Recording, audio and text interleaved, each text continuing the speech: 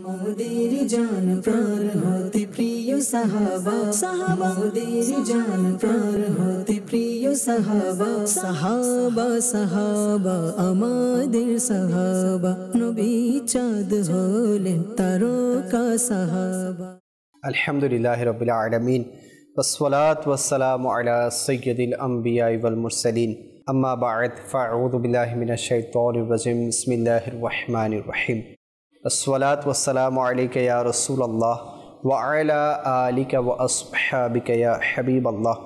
আসসালাতু ওয়াসসালামু আলাইকা ইয়া নবিয়াল্লাহ ওয়া আলা আলিকা ওয়া আসহাবিকা ইয়া নূরাল্লাহ। তো যারাই আমাদের সাথে শরীক হয়েছেন আপনাদের সবাইকে আমি আরও একবার স্বাগতম জানাচ্ছি। আসুন, যেহেতু অনুষ্ঠান শুরু হয়েছে আমরা কিছু ভালো ভালো নিয়ত করে নেই, কেননা রাসূল পাক সাল্লাল্লাহু আলাইহি ওয়াসাল্লামের ফরমান, নিয়াতুল মুমিনি খায়রুম মিন আমালিহি, মুসলমানের নিয়ত তার আমলের চেয়ে উত্তম। আসুন আমরাও নিয়ত করি যে আল্লাহ তাআলা এবং তার রাসূল সাল্লাল্লাহু আলাইহি ওয়াসাল্লামের সন্তুষ্টি অর্জনের জন্য শুরু থেকে শেষ অবধি আমরা এই অনুষ্ঠানটি দেখব, যা আলোচনা হবে তার উপর আমল করবে এবং অপর ভাইয়ের নিকট পৌঁছে দেওয়ার চেষ্টা করব। দরুদে পাকের অসংখ্য অগণিত ফাজাইল কিতাব ও আহাদিসে তৈয়বার মধ্যে বর্ণনা করা হয়েছে। আমার প্রিয় নবী রসুলে আরবি হুজুর পুন্নূর সাল্লাল্লাহু আলাইহি ওয়াসাল্লামের আলিশান ফরমান, যে ব্যক্তি আমার উপর দৈনিক 1000 বার দরুদ শরীফ পাঠ করবে, আল্লাহ তাআলা তাকে ততক্ষণ পর্যন্ত মৃত্যু দান করবে না যতক্ষণ না জান্নাতে তার অবস্থান বা ঠিকানা দেখে না নেয়। তো মুহররমুল হারাম মাস, যেই মাসের অনেক ফাজাইল আছে, যেই মাসের অনেক বিশেষত্ব আছে, তো আমরা নিয়ত করি যে ইনশাআল্লাহুল করিম এই পবিত্র মাসে আমরা বেশি থেকে বেশি পরিমাণে নবী করিম সাল্লাল্লাহু আলাইহি ওয়াসাল্লামের উপর দরুদে পাক পাঠ করব। সাল্লু আলাল হাবিব সাল্লাল্লাহু তাআলা আলা মুহাম্মদ সাল্লাল্লাহু তাআলা আলাইহি ওয়া আলিহি ওয়াসাল্লাম সালাতান ওয়া সালামান আলাইকা সাইয়্যিদি সাইয়্যিদি ইয়া রাসূলুল্লাহ। প্রিয় ইসলামী ভাইরা, আজকে আমাদের সাথে উপস্থিত আছেন আমাদের ইকরাম ভাই এবং রিয়াজ ভাই, মাশাআল্লাহ ওনাদেরকে সুস্বাগতম জানাচ্ছি অনুষ্ঠানে। ইনশাআল্লাহ নাত খাও আমাদের সাথে উপস্থিত থাকবেন। আমরা কালাম নাত নেয়ার চেষ্টা করব, বিশেষ করে কারবালার যে মানকাবাত রয়েছে সেগুলো আমরা আমাদের অনুষ্ঠানে শামিল করার চেষ্টা করব। তো দর্শকবৃন্দ, আজকে আমরা যে বিষয় নিয়ে আলোচনা করার নিয়ত করেছি তা হচ্ছে ইমামে আলী মাকাম, ইমাম হাসান মুজতবা রাদিয়াল্লাহু তাআলা আনহু। আমরা সকলেই জানি যে ইমাম হাসান এবং ইমাম হুসাইনকে নবী করিম সাল্লাল্লাহু আলাইহি ওয়াসাল্লাম কত বেশি ভালোবাসতেন। নবী করিম সাল্লাল্লাহু আলাইহি ওয়াসাল্লাম ওনাদেরকে নিজের সন্তান বলে আখ্যায়িত করেছেন। তো ইমামে হাসান রাদিয়াল্লাহু তাআলা আনহুর যে ইতিহাস, ইমামে হাসান রাদিয়াল্লাহু তাআলা আনহুর যে জীবনী আমরা কিতাবের মধ্যে পড়ে থাকি, কিতাবের মধ্যে শুনে থাকি। তো ইনশাআল্লাহুল করিম আজকে আমরা সেই বিষয়গুলো নিয়ে আলোচনা করার চেষ্টা করব। যদি আপনাদের কিছু জানার থেকে বা জানানোর থাকে তাহলে আমাদের সাথে যোগাযোগ করতে পারবেন। ইনশাআল্লাহুল করিম আমরা আজকের এই টপিক নিয়ে বিস্তারিত আলোচনা করার চেষ্টা করব। ইনশাআল্লাহুল করিম আজকের অনুষ্ঠানে আমরা বিশেষ করে নাত শামিল করার চেষ্টা করব। তো প্রিয় ইসলামী ভাইরা, ইমামে হাসান মুজতবা রাদিয়াল্লাহু তাআলা আনহু, ওনার যদি আমরা জীবন বৃত্তান্ত দেখি, ওনার যদি আমরা ইতিহাস দেখি, তাহলে ওনার এই জীবনী থেকে আমাদের জন্য যে শিক্ষণীয় বিষয়গুলো আছে সেগুলো যখনই আমরা পড়ি সেগুলো আমাদেরকে নাড়া দেয়, সেগুলো আমাদেরকে অশ্রু বিসর্জন করতে বাধ্য করে। তো ইনশাআল্লাহুল করিম আমরা সেই বেদনাদায়ক যে স্মৃতিগুলো আছে, ওনাকে ঘিরে যে মহব্বতপূর্ণ নবী করিম সাল্লাল্লাহু আলাইহি ওয়াসাল্লামের বাণীগুলো আছে সেগুলো আমরা শোনার চেষ্টা করব। রমজান ভাই মাশাআল্লাহ আমাদের সাথে উপস্থিত হয়েছেন। আসলে একটি কালাম শামিল করে এরপর ইনশাআল্লাহ বিস্তারিত আজকের বিষয় নিয়ে আলোচনা করার আমরা সৌভাগ্য লাভ করব। সাল্লু আলাল হাবিব সাল্লাল্লাহু তাআলা আলা মুহাম্মদ সাল্লাল্লাহু আলাইহি ওয়াসাল্লাম। সাল্লাল্লাহু আলাইকা ইয়া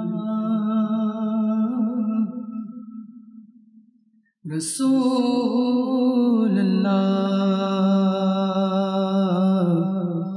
ওয়া সাল্লাম আলাইকা ইয়া হাবিব सल्लल्लाहु अलैका या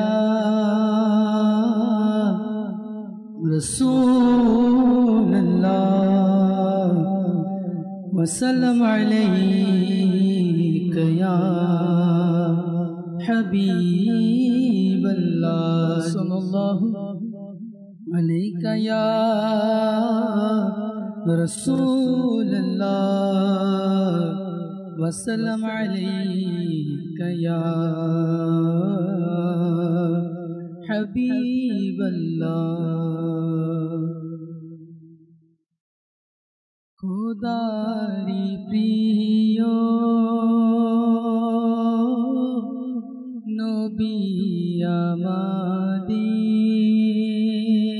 আমাদের রউফ তিনি রহিম তিনি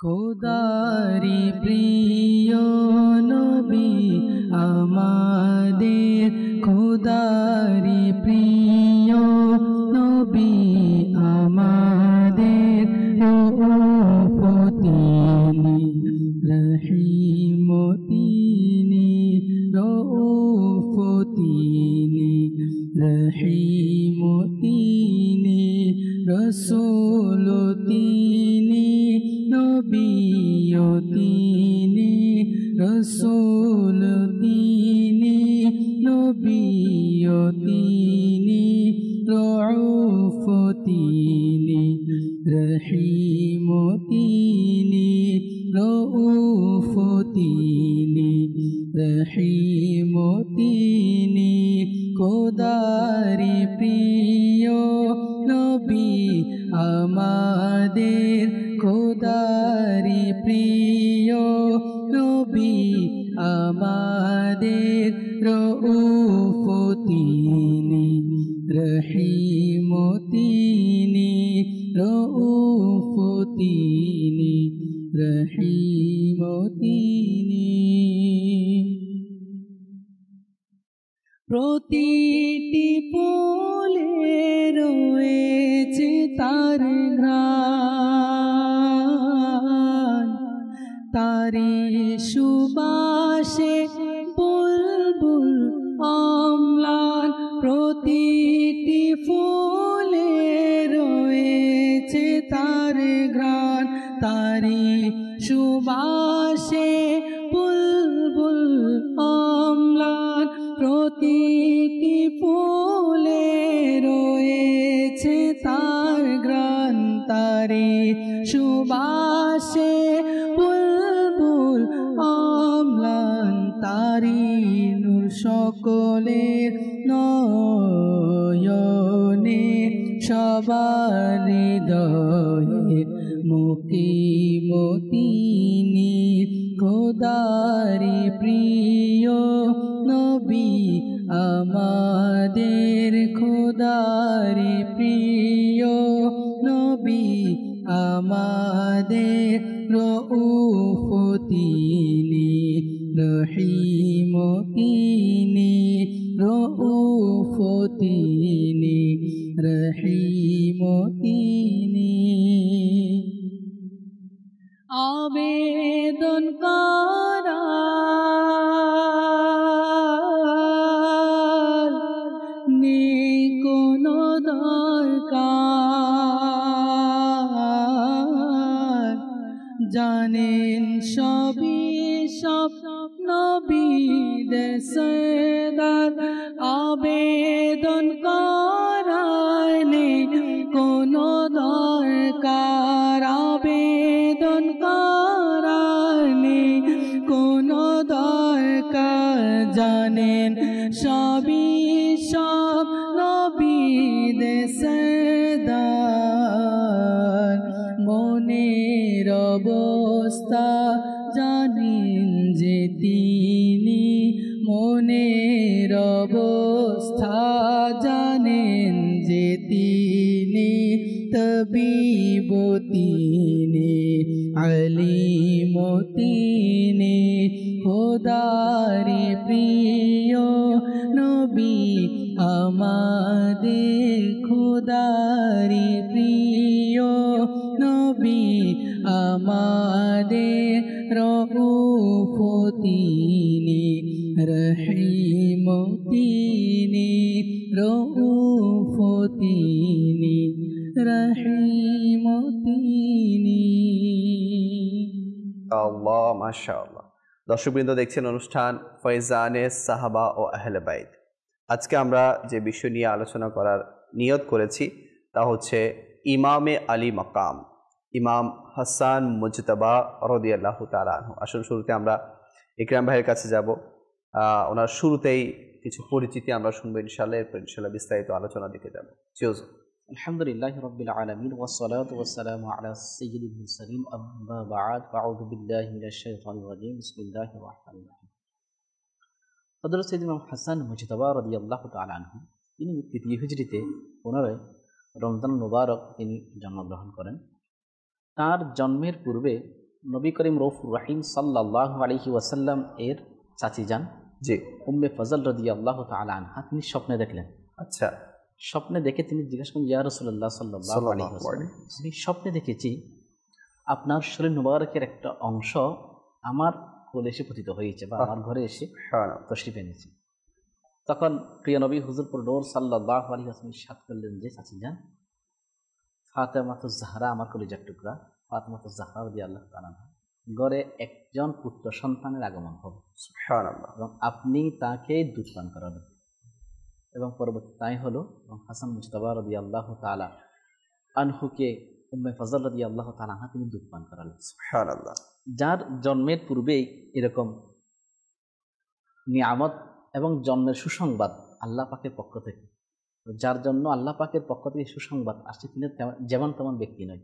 জি, এর জন্য প্রিয় নবী রাসূল আরবি হুজুরপুর নূর সাল্লাল্লাহু আলাইহি ওয়াসাল্লাম ইরশাদ করেছেন, আল হাসান ওয়াল হুসাইন সাইয়্যিদা শাবাব আহলিল জান্নাহ। হাসান এবং হুসাইন যেন জান্নাতের যুবকদের সর্দার।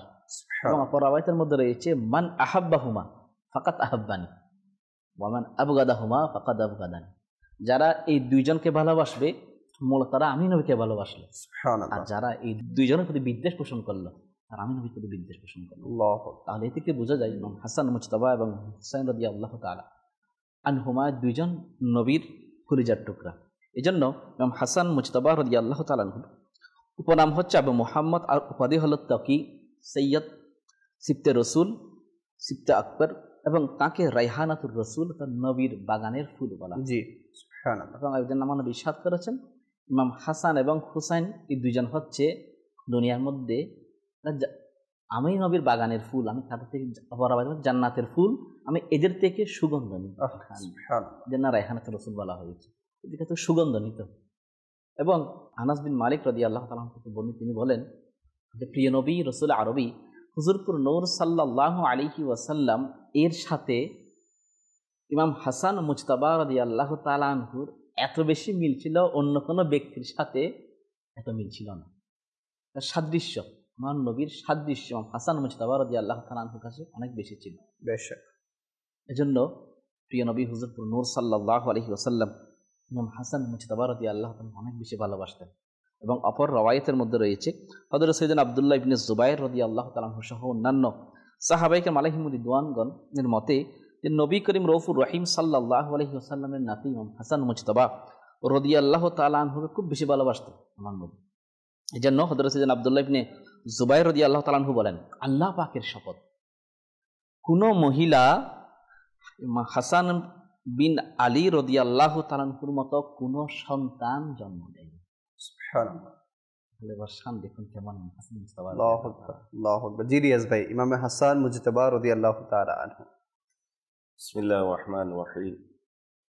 বিষয়কে যদি আমরা দেখি, ইমামে আলী মাকাম এর অর্থ হচ্ছে ইমামদের মধ্যে সবচেয়ে বেশি যিনি মর্যাদাপূর্ণ, যার স্থান মাকাম অনেক ঊর্ধ্বে।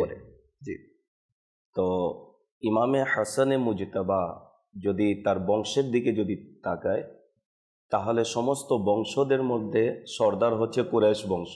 জি, সে বংশে ইমামে হাসানে মুজতবা রাদিয়াল্লাহু তাআলা আনহু এর আগমন। ওনার আম্মা জানের দিকে যদি তাকায়, তাহলে মা হচ্ছেন সমস্ত মহিলাদের মধ্যে জান্নাতি মহিলাদের সর্দার। বাবার দিকে যদি তাকায় তাহলে মৌলায়ে কায়নাত মৌলা আলী করমুল্লাহ তাআলা ওয়াজহুল করিম, তিনি विलायतेर शहनशाह, समस्त औलिদের সর্দার। ইমামে হাসানে মুজতবা রাদিয়াল্লাহু তাআলা আনহু এর নানার দিকে যদি তাকাই তাহলে তিনি সমস্ত নবীদের সর্দার। জি। ইমামে হাসানে মুজতবা ওই মহান ব্যক্তি যিনি পাক পঞ্জতনের অন্তর্ভুক্ত, জি, আহলে বেতের অন্তর্ভুক্ত, এবং আমরা জানি আল্লাহ তাবারাক ওয়া তাআলা আহলে বেতের পবিত্রতার বয়ান কুরআনুল কারীমের মধ্যে করেছে। সুবহানাল্লাহ। তিনি এমন পাক এবং পবিত্র সত্তা যা লালন পালন হয়েছেন সমস্ত নবীদের সর্দারের কোলে। জি। যা আমার হুজুরও বলল, ইকরাম ভাই, নবী পাক সাল্লাল্লাহু তাআলা আলাইহি ওয়াসাল্লাম যখন ইমামে হাসান জন্মগ্রহণ করলেন, আচ্ছা হাসানের অর্থ হচ্ছে সুন্দর। জি। কিতাবে আসছে যে ইমামে হাসান এবং ইমামে হুসেন এই দুইটি নাম এদের পূর্বে কারো ছিল না, জান্নাতি নাম, হাসান হুসাইন, এটি জান্নাতি নাম এবং আল্লাহ তাবারাক ওয়া তাআলার পক্ষ থেকেই নবী পাককে বলা হয়েছিল তার নাম হাসান এবং আরেকজনের নাম হুসাইন। এখন তার আগমনকে কেন্দ্র করে নবী পাক সাল্লাল্লাহু আলাইহি ওয়াসাল্লামের যে একটি আনন্দ, খুশি এবং কার্যক্রম যদি আমরা দেখি, ইমামে হাসানে মুজতবা রাদিয়াল্লাহু তাআলা আনহু তিনি আগমন করেছেন খাতুনে জান্নাতের ঘরে, হযরতে আলীর ঘরে। জি। ইমামে হাসান রাদিয়াল্লাহু তাআলা আনহু নবী পাক সাল্লাল্লাহু আলাইহি ওয়াসাল্লামের নাতি, তো সৈয়দা খাতুনে জান্নাতের ঘরে ইমামে হাসান এসেছেন, নাতি পৃথিবীতে আগমন করেছে। নবী পাক সাল্লাল্লাহু আলাইহি ওয়াসাল্লাম এত খুশিতে আত্মহারা ছিলেন যে ইমামে হাসানে মুজতবাকে নিজের কোলে নিলেন, কোলে নেওয়ার পর আদর করলেন, বুকে জড়ালেন এবং সর্বপ্রথম ইমামে হাসানে মুজতবার হলকুমের ভিতরে যে খাদ্য গিয়েছে সেটা হচ্ছে আমার নবী সাল্লাল্লাহু আলাইহি ওয়াসাল্লামের লোয়াবে দেহা, থুতু মুবারক। এখন নবী পাক সাল্লাল্লাহু আলাইহি ওয়াসাল্লাম যে নিজের থুতু মুবারক দিলেন, লোয়াবে দেহান দিলেন, জানি না কত ইলমে শরিয়ত, ইলমে মারফাত, ইলমে হাকিকাত, জানি না কি কি নবী পাক সাল্লাল্লাহু আলাইহি ওয়াসাল্লাম তাকে গুণে গুণান্বিত করেছেন। এবং ইমামে হাসানে মুজতবা রাদিয়াল্লাহু তাআলা আনহু এর সপ্তম দিনে নবী পাক সাল্লাল্লাহু তাআলা আলাইহি ওয়াসাল্লাম তার মাথা মুন্ডন করলেন, চুল সম পরিমাণ রূপা খয়রাত করলেন এবং 2টি দুম্বা তার আকিকা করলেন। এর দ্বারা আমাদেরও এইটি নবী পাক সাল্লাল্লাহু আলাইহি সাল্লামের এই আমলের মাধ্যমে আমরা জানতে পারি যে আমাদের ঘরেও ছেলে সন্তান, মেয়ে সন্তান জন্মগ্রহণ করে, আল্লাহ তাআলার পক্ষ থেকে মেয়ে সন্তান হোক বা ছেলে সন্তান, নেমত এবং রহমত রয়েছে। তো যখন নেমত প্রাপ্ত হয় সন্তান রূপে, তখন আমাদেরকে আকিকা করা উচিত। আকিকা করা সুন্নাতে মুবারকা, 7 দিন 21 দিন এরভাবে দিন নির্ধারিত করা হয়েছে। তো 7 দিনে আকিকা করা সুন্নাতে মুবারকা। ছেলে হলে তাহলে 2টি ছাগল, যদি উত্তম হচ্ছে 2টি ছাগল আল্লাহ তাআলার রাস্তায় কুরবান করা, আর মেয়ে যদি হয় 1টি ছাগল। আর যদি সামর্থ্য না থাকে ছেলের পক্ষেও যদি 1টি ছাগল দেয় তাহলে আকিকা হয়ে যাবে। আকিকা করা সুন্নাতে মুবারকা, কেউ যদি না করে গুনাহগার হয় না, তবে করা উত্তম রয়েছে। তো ইমামে হাসানে মুজতবা রাদিয়াল্লাহু তাআলা আনহু তিনি যদি দেখি জন্মগ্রহণ করেছেন পবিত্র ঘরে, পবিত্র স্থানে, অর্থাৎ মদিনাতুল মুনাওয়ারাতে, যার শৈশবকাল অতিবাহিত হয়েছে মদিনাতুল মুনাওয়ারায়। লালন পালনের যদি আমরা তার ঘরের পরিবেশ যদি দেখি, বাবা বিলায়েতের শহনশাহ, মা জান্নাতি মহিলাদের সর্দার, নানা সমস্ত নবীদের সর্দার, এদের কোলেই ওনার লালন পালন, অর্থাৎ ছোটবেলা থেকেই যে একটা পরিবেশ পেয়েছেন ইমামে হাসানে মুজতবা রাদিয়াল্লাহু তাআলা আনহু, যে ঘরের মধ্যে আল্লাহ তাবারাক ওয়া তাআলার ভয়ভীতি, ইশকে রসুল, ইবাদত, বন্দগি, রিয়াজত, যার কারণে ইমামে হাসানে মুজতবা রাদিয়াল্লাহু তাআলা আনহু ছোটবেলা থেকেই তার মাঝে খোদা ভীরুতা ছিল, ইশকে রসুল ছিল। এবং বলা হয় নবী পাক সাল্লাল্লাহু তাআলা আলাইহি ওয়াসাল্লাম যেভাবে হাসানে মুজতবাকে ভালোবাসতেন, সেভাবে তিনিও তার নানার প্রতি অনেক আকৃষ্ট ছিলেন। ইভেন কি নবী পাক সাল্লাল্লাহু আলাইহি ওয়াসাল্লাম যখন সিজদায় চলে যেতেন তখন ইমামে হাসানে মুজতবা রাদিয়াল্লাহু তাআলা আনহু নবী পাক সাল্লাল্লাহু আলাইহি ওয়াসাল্লামের পিঠের উপর বসে যেতেন, আর নবী পাক সাল্লাল্লাহু আলাইহি ওয়াসাল্লাম সিজদায়, নাতি পিঠের উপরে। নামাজে গিয়েও নাতির খেয়াল যে আমার নাতির উঠলে তাকে ব্যথা যেন লেগে না যায়, বিদায় কিতাবে রেওয়ায়েত আছে নবী পাক সাল্লাল্লাহু আলাইহি ওয়াসাল্লাম অতি নম্রভাবে তাকে নিচে নামাতেন এবং নামাজকে জারি রাখতেন। অনেক সময় সিজদাকেও দীর্ঘায়িত করেছেন। তো এই যে নাতির প্রতি ভালোবাসা, এটিও নবী পাক সাল্লাল্লাহু আলাইহি ওয়াসাল্লাম আমাদেরকে শিখিয়েছেন। বিদায় দেখা যায় আজকেও আমাদের সমাজের মধ্যে নানা এবং নাতির মধ্যে অনেক মহব্বত ভালোবাসা থাকে। ইমামে হাসানে মুজতবা রাদিয়াল্লাহু তাআলা আনহু এর উপাধি যদি আমরা দেখি, বিভিন্ন উপাধি দ্বারা তিনি ভূষিত হয়েছেন। সৈয়দ তো তিনি সৈয়দ বংশের, এবং এটিও আমার নবী সাল্লাল্লাহু আলাইহি সাল্লামের বিশেষত্ব যে আমাদের বংশ বিস্তার লাভ করে ছেলের সন্তানের মাধ্যমে। কিন্তু নবী পাক সাল্লাল্লাহু আলাইহি ওয়াসাল্লামের ছেলে সন্তান যারা ছিল তারা শৈশবকালে দুনিয়া থেকে বিদায় নিয়েছে। তো আল্লাহ তাবারক ওয়া তাআলা তার হাবিবকে বেমিসাল ভাবে পৃথিবীতে পাঠিয়েছেন, তো তার বংশ বিস্তারও বেমিসাল হয়েছে, মেয়ের মাধ্যমে বংশ বিস্তার লাভ করেছে, এবং ইমামে হাসান ইমামে হুসাইন রাদিয়াল্লাহু তাআলা আনহুমার মাধ্যমে এই পৃথিবীর বুকে হাসানি এবং হুসাইনি সৈয়দ ছড়িয়ে পড়েছে। এটা তো হুজুর শুধু আমার নবী পাকের জন্য খাস নবী পাক সাল্লাল্লাহু আলাইহি ওয়াসাল্লাম এর জন্য। এবং ইমামে হাসান মুজতবা রাদিয়াল্লাহু তাআলা আনহু তিনি হলেন সৈয়দ, একটি উপাধি হচ্ছে সৈয়দ তাকি, অর্থাৎ মুত্তাকি, অতি মুত্তাকি ছিলেন। তার তাকওয়ার ব্যাপারে আসছে, নামাজের জন্য যখন তিনি প্রস্তুতি নিতেন তো ওনার চেহারার রং পাল্টিয়ে যেত। আল্লাহু আকবার, আল্লাহু আকবার।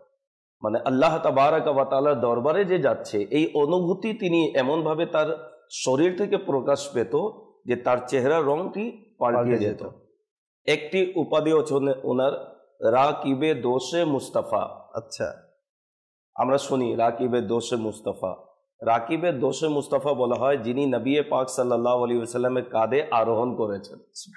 নবী পাক সাল্লাল্লাহু আলাইহি ওয়াসাল্লাম ইমামে হাসান রাদিয়াল্লাহু তাআলা আনহুকে কাঁধে তুলতেন, কাঁধে নিয়ে ঘর থেকে বের হতেন, মহল্লায় ঘুরতেন।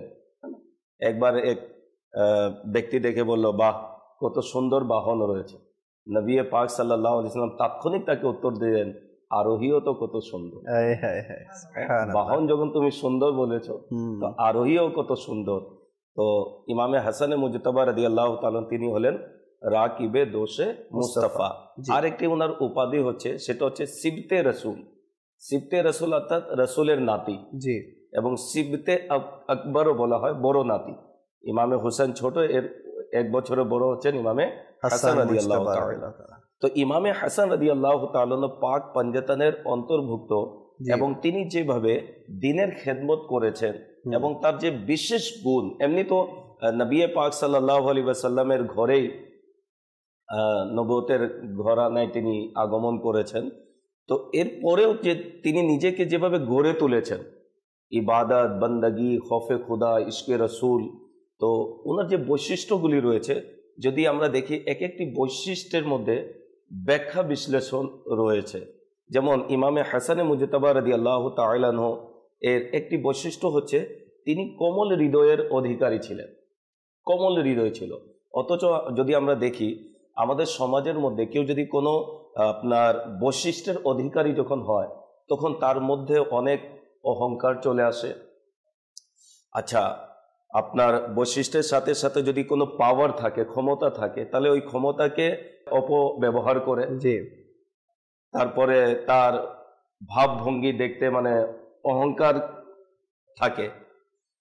তিনি এত বৈশিষ্ট্যের অধিকারী হওয়ার পরেও এত কোমল হৃদয়ে ছিলেন, এত নরম হৃদয়ের ছিলেন যে একদিন তিনি বসেছিলেন, ওনার গোলাম তরকারি নিয়ে আসছে, তরকারি হাত থেকে পড়ে গেল।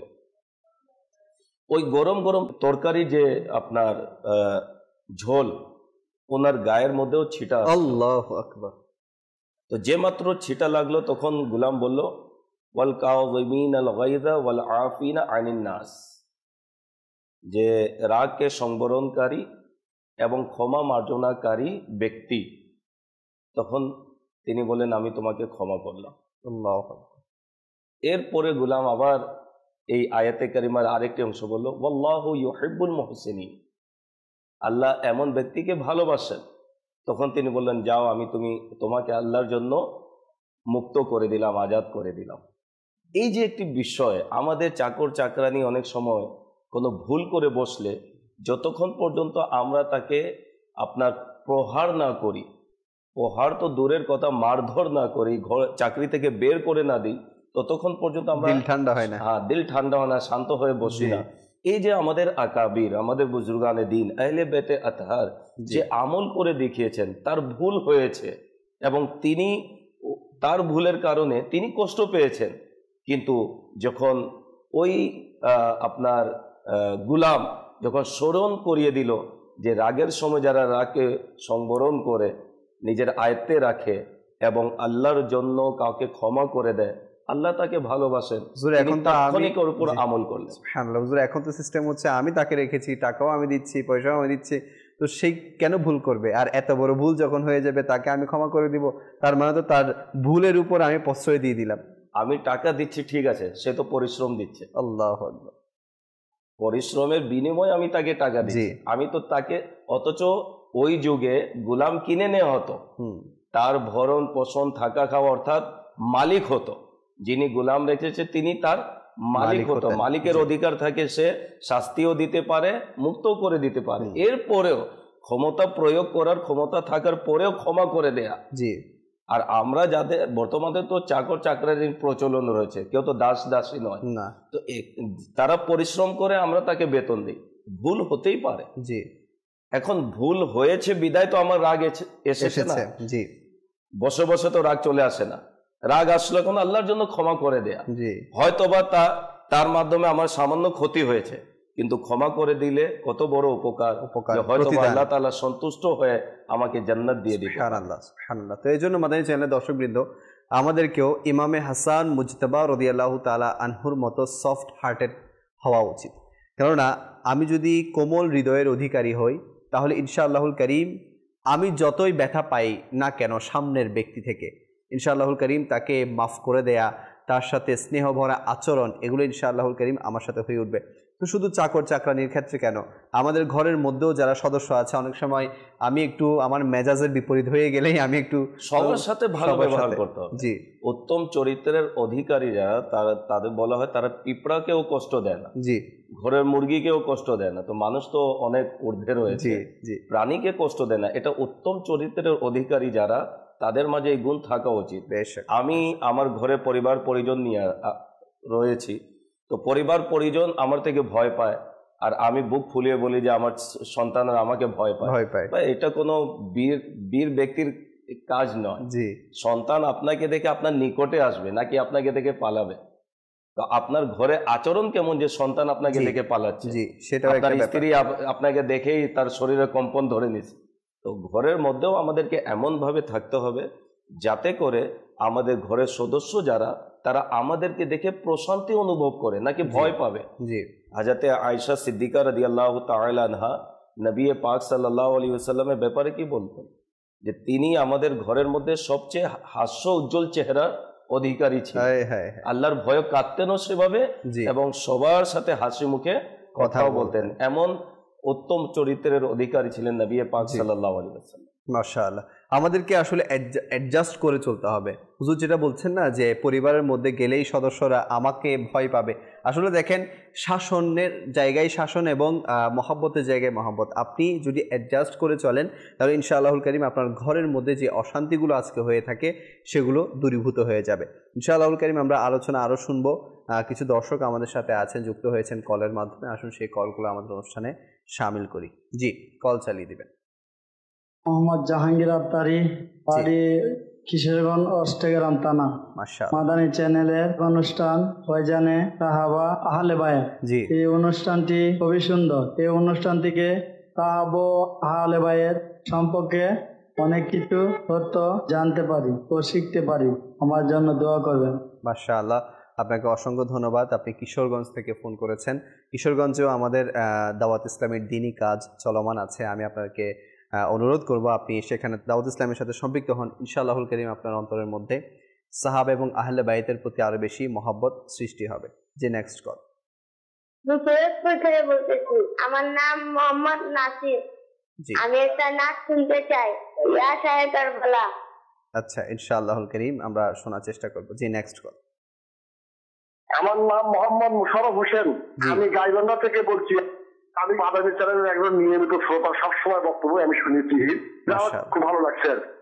মাশাআল্লাহ, নিয়মিত দর্শক, আপনি নিজেও দেখবেন এবং অপরকেও দেখার দাওয়াত দিবেন। যে নেক্সট কল। আমি নারায়ণগঞ্জ থেকে, আমার নাম মোহাম্মদ সাইবুল ইসলাম। আমি একটা নাচের আসল শুনতে চেয়েছিলাম, মদিনা দূরে যাবো কেমন করে। ইনশাআল্লাহ আমাদের সাথেই থাকবেন, আমরা শোনানোর চেষ্টা করব। রাজশাহী থেকে মেসেজ করেছেন একজন যে আপনারা সবাই কেমন আছেন। আলহামদুলিল্লাহ ভালো আছি। উনি হিজরি নববর্ষ অর্থাৎ ইসলামী নতুন বর্ষের শুভেচ্ছা জানিয়েছেন, আমাদের জন্য দোয়াও দিয়েছেন। আল্লাহ পাক আপনারও সমস্ত নেক ও জায়েজ দোয়াকে কবুল করুক। আরেকজন মেসেজ পাঠিয়েছেন, মানকাবাত শুনতে চাচ্ছেন, খোদার অনুগ্রহে আমি গোলাম ফারুকে আজমের। ইনশাআল্লাহুল কারীম আমাদের সাথেই থাকবেন, আমরা চেষ্টা করব আপনাদের যে ফরিয়াদগুলো আছে সেগুলো জানার জন্য। আমি কালামে যাওয়ার আগে একটা বিষয় সম্পর্কে, যেটা আজকে বেশি সোশ্যাল মিডিয়াতে একটু বেশি কথা হচ্ছিল, সেটা হচ্ছে এক শ্রেণীর লোক আছে যারা বলছে যে নতুন বছরের কেন শুভেচ্ছা আমরা দিচ্ছি। মানে চ্যানেলের মাধ্যমেও শুভেচ্ছা দেওয়া হয়েছে, পোস্ট হয়েছে, পামলেট হয়েছে। তো আরেক শ্রেণীর মানুষকে লিখতে দেখা গিয়েছে যে এই মাস আসলে তো নবী পরিবার বেদনায় ছেয়ে যেতেন, তো আমরা কেন খুশি হয়ে শুভেচ্ছা জানাচ্ছি। এই বিষয়ে একটু আপনি মাদানী ফুল দিবেন, যাতে করে মিসকনসেপশন দূর হয়ে যায়। আসলে নতুন বছরের শুভেচ্ছা তো দিতে নিষেধ তো নেই, দেয়া যায়, যেহেতু ইসলামিক একটি নতুন বছর দেওয়া উচিত। এবং নবী পাক সাল্লাল্লাহু আলাইহি ওয়াসাল্লামের নাতি ইমামে হুসেন রাদিয়াল্লাহু তাআলা আনহু 10ই মুহররম যে শাহাদাত বরণ করেছেন, সেটি তো আসলে হৃদয় বিদায়ক একটি ঘটনা রয়েছে। কোনো আশিকে সাহাবা ও আহলে বাইত মনে করেন আপনার ব্যথিত না হয়ে থাকা যায় না। এটাকে অস্বীকারও করতে পারবে না। তবে এটা বিষয় আছে, এটা তো মনে করেন শুধু মুহররম নয়, অন্যান্য দিনেও যখন এই ঘটনাটি মনে পড়ে তখন হৃদয় একটু ব্যথিত হয়।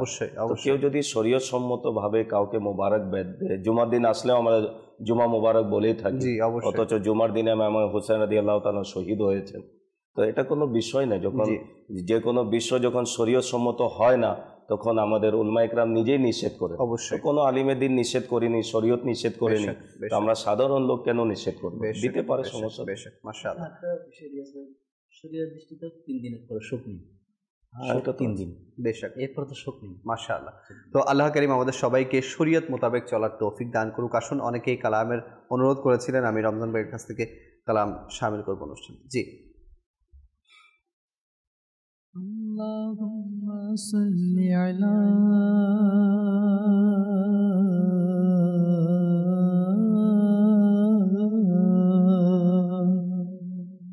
Allahumma salli ala sayyidina Muhammad. Allahumma salli ala sayyidina Muhammad. প্রিয় মদিনা দূরে যাব কেমন করে, প্রিয় মদিনা দূরে যাব কেমন করে, তেবা বহু দূরে যাব কেমন করে, তেবা বহু দূরে যাব কেমন করে, যাব কেমন করে। আল্লাহুম্মা সাল্লি আলা সাইয়্যিদিনা মুহাম্মাদ। আল্লাহুম্মা সাল্লি আলা সাইয়্যিদিনা মুহাম্মাদ। ও মাঝি ভাই,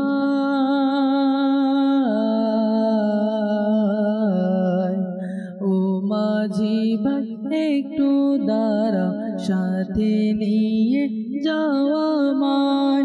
ও মাঝি ভাই একটু দাঁড়া, সাথে নিয়ে যাওয়া মায়। কিরূপ প্রিয় নবীর রওজায় গরিব আমি যাব কিরূপ প্রিয় নবীর রওজায় হৃদয় জুড়ে একই ধ্বনি হৃদয় জুড়ে একই ধ্বনি যাব আমি মদিনায় তার চরণে মরব আমি মরব না কো বাংলায় তার চরণে মরব আমি মরব না কো বাংলায় আল্লাহুম্মা সাল্লি আলা সাইয়্যিদিনা মুহাম্মাদ আল্লাহুম্মা সাল্লি আলা সাইয়্যিদিনা মুহাম্মাদিন হে শহীদে কারবালা ফরিয়াদ জানাই হে শহীদে কারবালা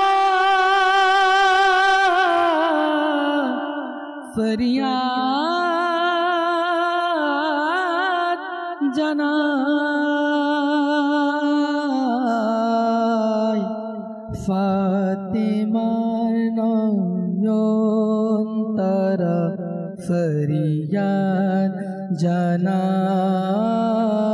ফাতেমার নয়ন তারা ফরিয়াদ জানাই হে শহীদে কারবালা ফরিয়াদ জানাই প্রিয় নবীর দহিত্র ফরিয়াদ জানাই প্রিয় নবীর দহিত্র ফরিয়াদ জানাই মওলা আলীর শাহজাদা ফরিয়াদ জানাই মওলা আলীর শাহজাদা ফরিয়াদ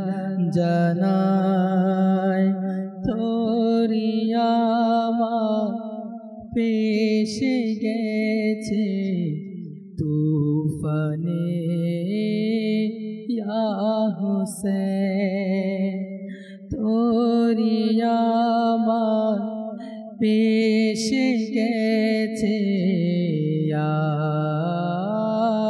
হুসেন হে মোর পথ প্রদর্শক ফরিয়াদ জানাই হে মোর পথ প্রদর্শক ফরিয়াদ জানাই হে শহীদে কারবালা ফরিয়াদ জানাই হে শহীদে কারবালা ফরিয়াদ মোরি যেন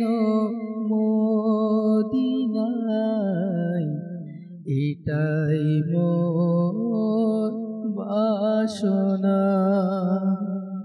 মোরি যেন মদিনাতে এটাই মোর বাসনা মোরি যেন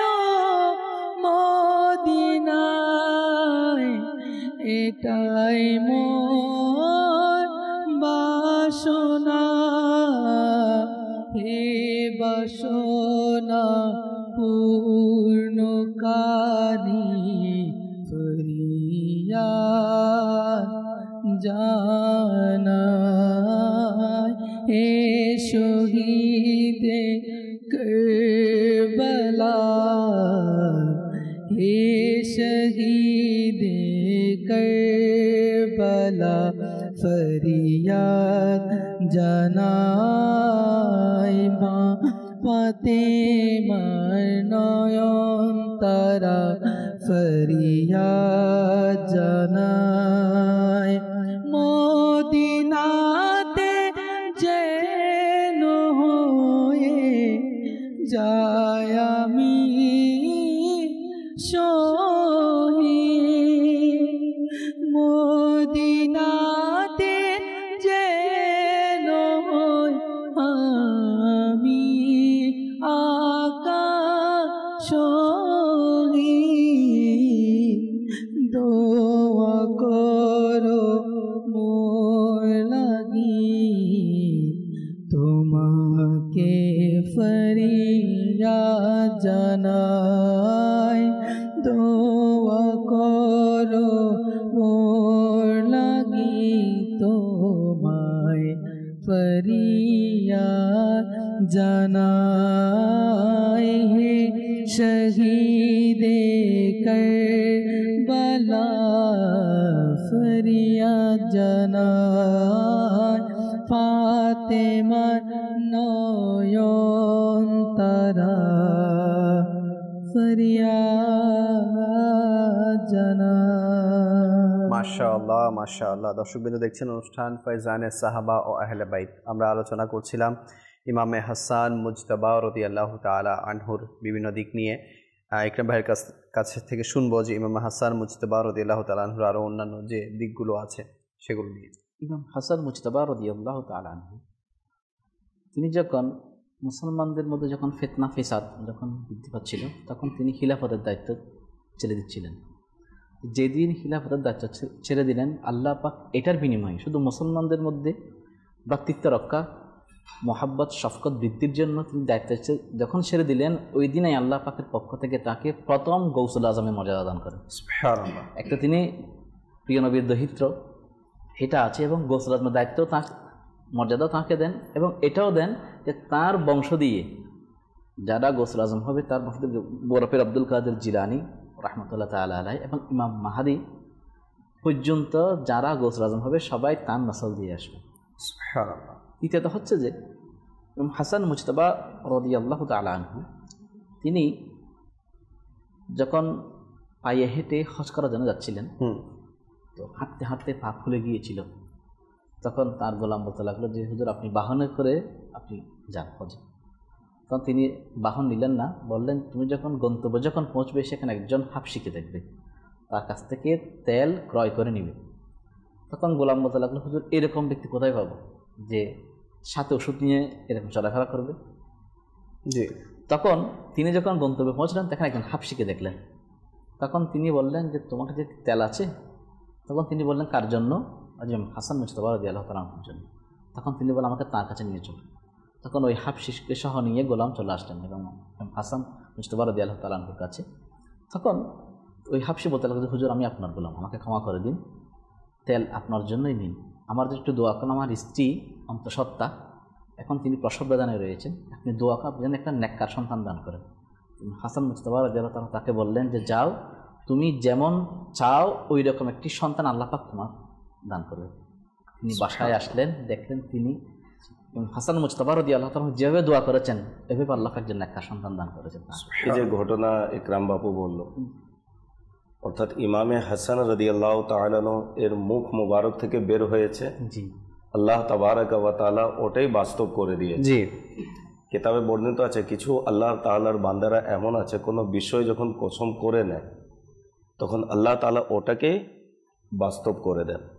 ইমামে হাসান মুজতাবা রাদিয়াল্লাহু তাআলা আরেকটি ঘটনা, তিনি একবার সফররত অবস্থায় ছিলেন, তো খেজুর বাগান ছিল এবং সেখানে লোকেরা ওনাকে খেজুর বাগানের ছায়া তলে আরাম করার জন্য দিল। তো হযরতে আব্দুল্লাহ বিন জুবাইর রাদিয়াল্লাহু তাআলা তো তিনি বললেন যে এখানে বাগান রয়েছে, খেজুর বাগান, কিন্তু গাছের মধ্যে কোনো খেজুর নেই। যদি তরতাজা খেজুর আমরা পেয়ে যেতাম তাহলে স্বাদ নিয়ে তৃপ্তি নিয়ে আমরা খেতাম, আমরা তৃপ্ত হতাম। তখন ইমামে হাসানে মুজতাবা রাদিয়াল্লাহু তাআলা তাৎক্ষণিক কিছু পাঠ করলেন যখন পাঠ করলেন তখন আব্দুল্লাহ বিন জুবাইর রাদিয়াল্লাহু তাআলা দেখে আশ্চর্যান্বিত হলেন যে ওই শুকনো গাছের মধ্যে ফল ধরতে শুরু করলো। আচ্ছা, ফল যখন ধরে প্রথম পর্যায়ে কি হয়? ছোট সাইজের বের হয়, সময় লাগে, বড় হয়, কাঁচা থাকে, এরপরে পেকে যায়। কিন্তু যেহেতু ইমামে হাসানে মুজতাবা রাদিয়াল্লাহু তাআলা দোয়া করেছেন, যিনি আল্লাহ এবং তার রাসূলের দরবারে মকবুলকৃত, যার দোয়া আল্লাহ তাআলার দরবারে মকবুল, যার ব্যাপারে নবী পাক সাল্লাল্লাহু আলাইহি সাল্লাম বলেছেন, ইয়া আল্লাহ আমি হাসানকে ভালোবাসি, তুমিও তাকে ভালোবাসো, যারা একে ভালোবাসে তাদেরকেও তুমি ভালোবাসো, এবং যার ভালোবাসার মাপ কাটি রেখেছেন, একে যারা ভালোবাসে আমার ভালোবাসার কারণেই ভালোবাসে, যারা দুশ্মনী রাখে আমার কারণেই দুশ্মনী রাখে। তো নবী পাক সাল্লাল্লাহু আলাইহি ওয়াসাল্লামের নাতি ইমামে হাসান যখন মনে মনে দোয়া করলেন, কিছু পাঠ করলেন, তো তরতাজা খেজুর সেখানে বের হলো এবং তারা যারা উপস্থিত ছিল তারা পরিতৃপ্ত হয়ে সেটি খেলেন।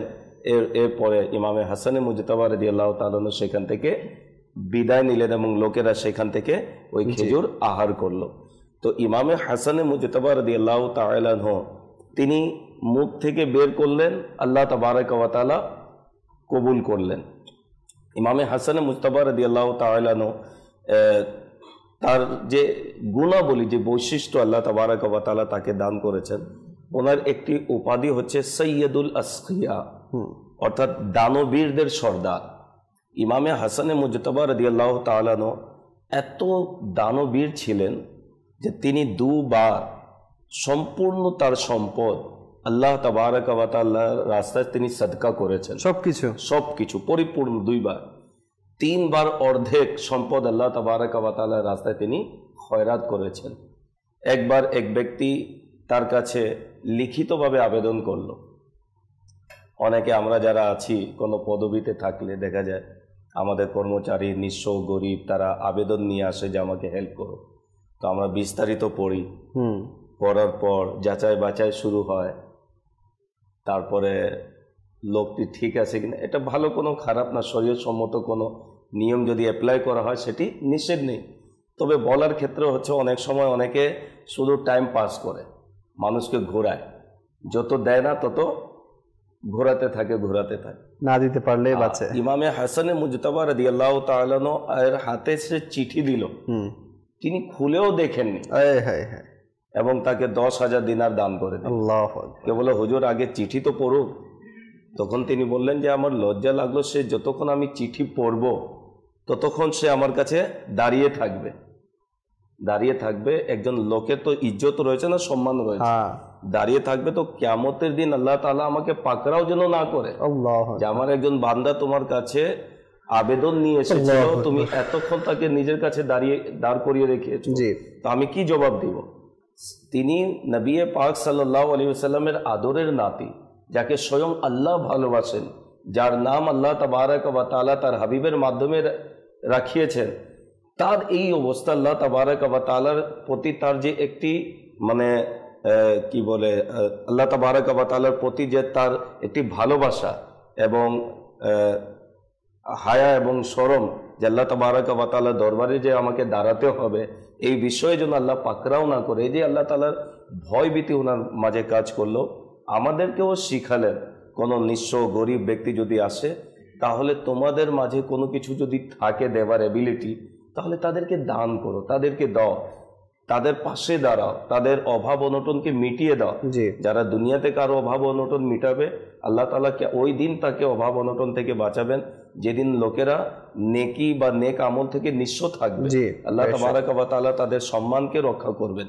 তো ইমামে হাসানে মুজতাবা রাদিয়াল্লাহু তাআলা এত উদার মনের অধিকারী ছিলেন। একবার ইমামে হাসান রাদিয়াল্লাহু তাআলা এবং ইমামে হুসাইন রাদিয়াল্লাহু তাআলা এবং হযরত আব্দুল্লাহ বিন জাফর রাদিয়াল্লাহু তাআলা তিনজনই সফরে বের হলেন হজের জন্য। তো যখন বের হলেন, তো ওনার যে কাফলার যে মালামাল ছিল, এরা অনেক মানে আগে অগ্রসর হলেন, পিছনে রয়ে গেল। তো তিনজনের খিদা লাগলো না, খাবার প্রয়োজন হলো। এখন খাবেন কোথায়? একজনের বাসায় প্রবেশ করলেন, সেখানে একজন বৃদ্ধা ছিল, মহিলা। বললেন কি পান করার কিছু আছে নাকি? তো সে তাজা দুধ, ছাগলের বকরির তাজা দুধ দহন করে দিল। তিনজনই পান করলেন, আল্লাহ তাআলা শুকরিয়া আদায় করলেন। এরপরে বললেন যে খাবারের জন্য কি আছে? তো সে মহিলা বলল যে হুজুর এই ছাগল ছাড়া আর কিছু নেই। তো তারা জবাই করলেন এবং সেটা রান্না করে দেওয়া হলো। তারা খেয়ে আল্লাহ শুকরিয়া আদায় করে এবং সে মহিলাকে এই কথা বললেন যে তোমার কোনোদিন প্রয়োজন যদি পড়ে মদিনাতুল মুনাওয়ারায় যদি আসো তাহলে আমার সাথে অবশ্যই দেখা করবে। ওনারা খেয়ে চলে গেলেন। মহিলার স্বামী যখন আসলো এসে দেখলো যে একটাই বকরি ছিল, সেটাও নেই, কিছুই নেই। তো জিজ্ঞাসা করলো, তো সে বললো এরকম এরকম মেহমান আসছিল। তো সে রাগান্বিত হলো, কোনো মেহমানকে আমরা চিনিও না, কোনো সম্পর্ক নেই, কিছু নেই, তুমি এমনি খাওয়াই দিলে। যাই হোক, সময় অতিবাহিত হলো, এদের মাঝে অভাব অনটন আসলো। তো দুইজনই স্বামী স্ত্রী তারা মদিনাতুল মুনাওয়ারাতে গেল আপনার উপার্জনের জন্য। তো তারা উটের যে গোবর, তো তারা ওই জমিন থেকে কুড়িয়ে কুড়িয়ে এটা একত্রিত করতো এবং বিক্রি করত। আচ্ছা। তো ইমামে হাসানে মুজতাবা রাদিয়াল্লাহু তাআলা নিজের ঘরের আঙিনায় দরজায় দাঁড়িয়েছিলেন। ওই মহিলাকে যখন দেখলেন চিনতে পারলেন, তাকে ডাক দিলেন, তার সাথে কথা বলে আপনি আমাকে চিনেন? কেন আমি আপনাকে চিনি না। তখন তিনি বলেন ওই যে আপনার ঘরে গিয়েছিলাম, দুধ পান করেছিলাম, আপনি বকরির গোশত খাওয়াইছিলেন। হ্যাঁ হ্যাঁ চিনতে পেরেছি। তখন ইমামে হাসানে মুজতাবা রাদিয়াল্লাহু তাআলা ওই যে বলেছিলেন তুমি যখন যদি প্রয়োজন পড়ে আমার এখানে আসবে, তো একটি বকরি সে জবে করে খাওয়াইছিল, তার বিনিময়ে ইমামে হাসানে মুজতাবা রাদিয়াল্লাহু তাআলা 1000 বকরি তাকে দান করলেন। 1000 বকরি এবং 1000 দিনার তাকে দিলেন।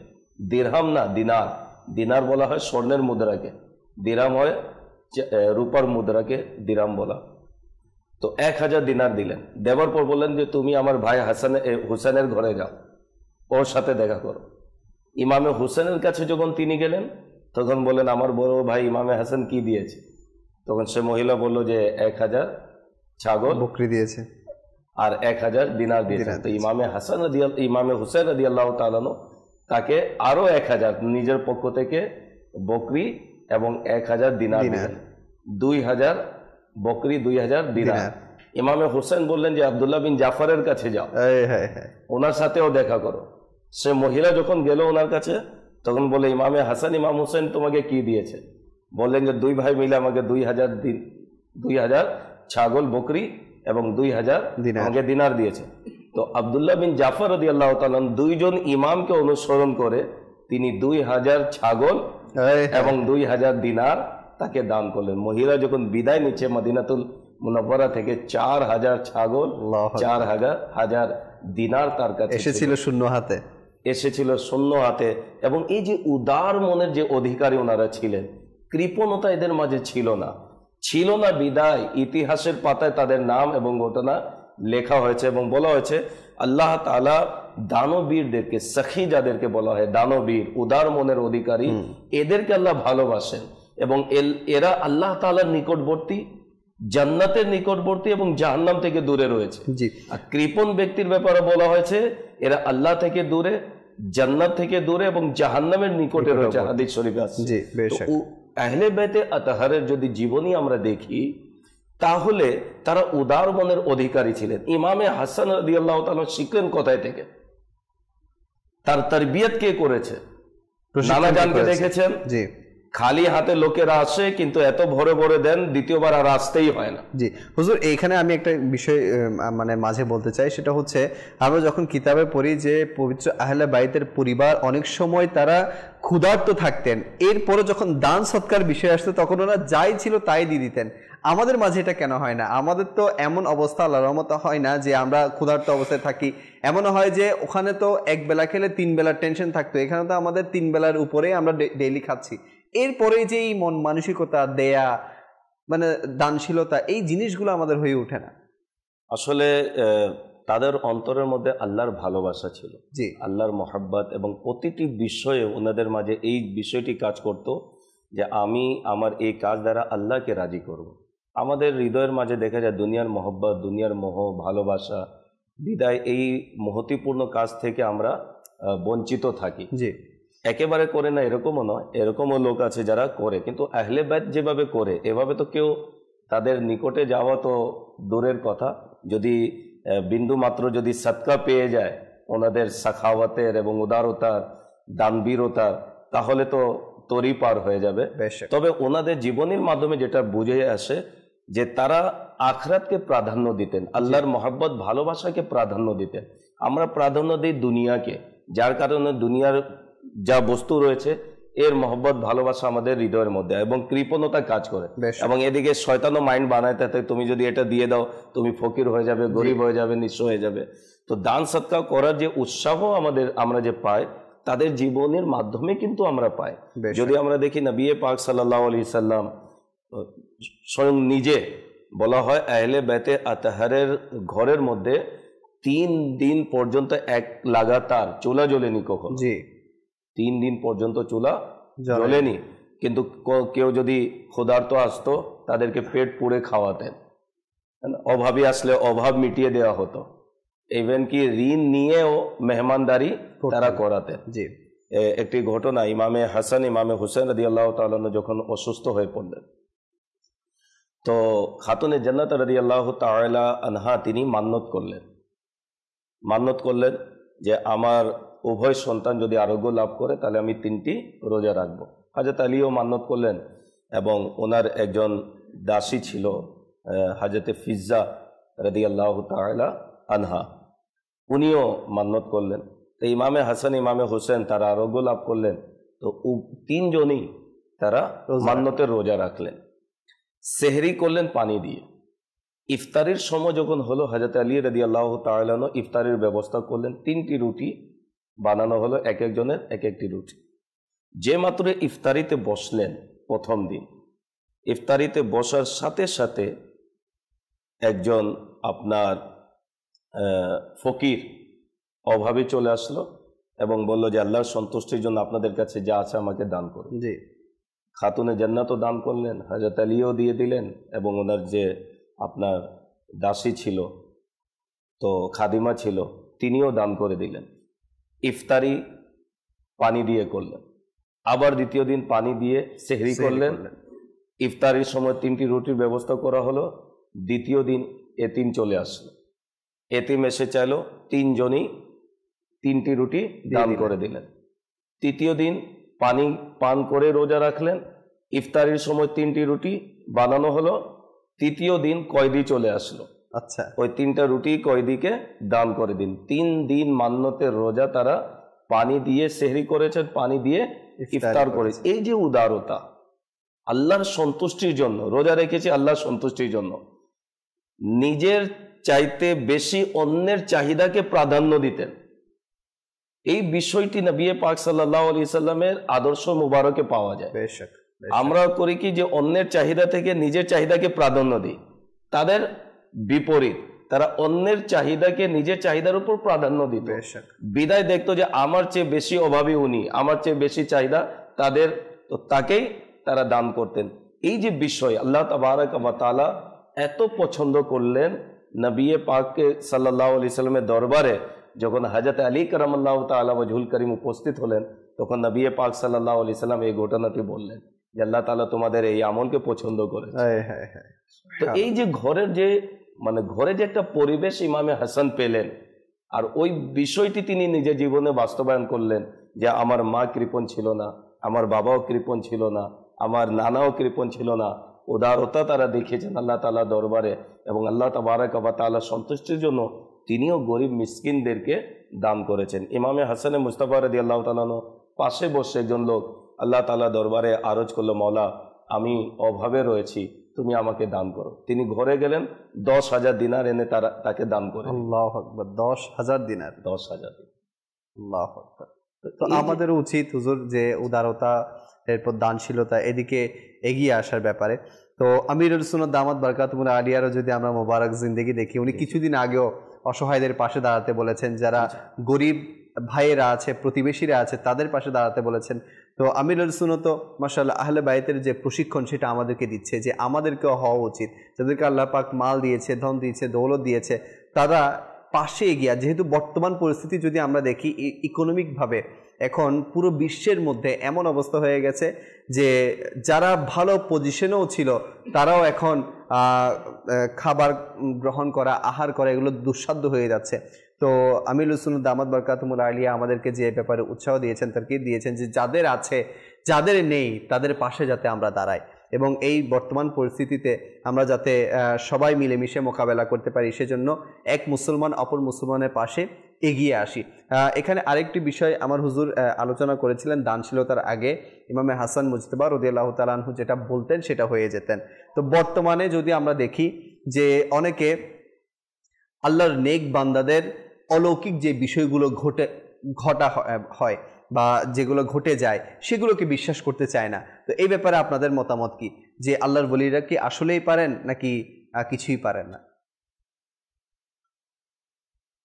পারেন বিদায় তো কিতাবে ঘটনা আসছে, না পারলে তো ঘটনা আসতো না। আসলে কথা হচ্ছে যে আল্লাহ তাবারক ওয়া তাআলার এই কুদরত রাখেন, ক্ষমতা রাখেন যে নিজের বান্দাদের মাঝে এই গুণ দান করতে পারেন। এটা আল্লাহ তাবারক ওয়া তাআলার কুদরত। আচ্ছা, সবার মাঝে এটি হয় না, এটি আল্লাহ তাবারক ওয়া তাআলার প্রদত্ত, যাকে আল্লাহ তাআলা দান করেন তাদের মাঝে এই বিষয়টি থাকে। এবং যখন আল্লাহ তাবারক ওয়া তাআলা কাউকে আপন বানিয়ে নেয় না, প্রিয় বানিয়ে নেয়, তখন হাদিস শরীফে আসছে তার কান হয়ে যায়, তার চোখ হয়ে যায় যে চোখ দ্বারা সে দেখে, কান হয়ে যায় যে কান দ্বারা সে শ্রবণ করে, হাত হয়ে যায় যে হাত দ্বারা সে ধরে, পা হয়ে যায় যে পা দ্বারা চলে। তো এই হাদিস শরীফের ব্যাখ্যা মুফতি আহমদ ইয়ার খান নাইমি এটা করেছেন যে এটা নয় যে মাজাল্লাহ আল্লাহ তাআলা প্রবেশ করেন, বরং আল্লাহ তাবারক ওয়া তাআলা সে তার হাত থাকে কিন্তু শক্তি আল্লাহর থাকে, চোখ তারই থাকে কিন্তু ওই পাওয়ার যেটা সেটি আল্লাহ তাআলার পক্ষ থেকে থাকে, বিলায়তের পাওয়ার। এই জন্য বলা হয় যে অলির কাছে যদি যাও, আল্লাহ ওয়ালার কাছে, তাহলে নিজের হৃদয়কে সামলিয়ে রাখো। কেন?